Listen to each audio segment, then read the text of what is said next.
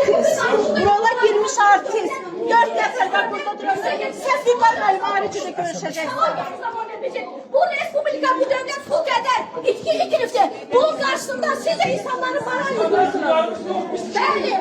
Hamımız Azerbaycanlıyıq, Ermeni geledi, hamı kaçmada yemeklerinde. Bugün hamı birbirini vurur. Bir kadın gelip hamını birbirine vurdur olmaz.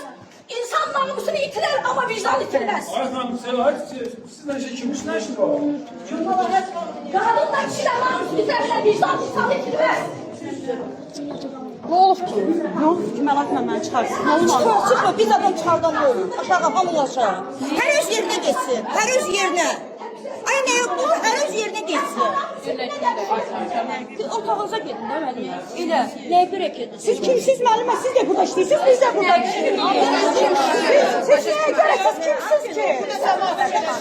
Sen kimsən ki? Adam böyle boğalamak. Yok adam böyle çok boğalamak olar. O kimdir ki adam tutsun boğalasın? Çok eli adama değebilmez. Ayhan kimi veremeli dünyası değil. Elinde tutup veremeli. Kimdir ki? Olmaz. Allah var gölde. İnsanlardır ki. Allah güzel var. Karşımda çoğu var.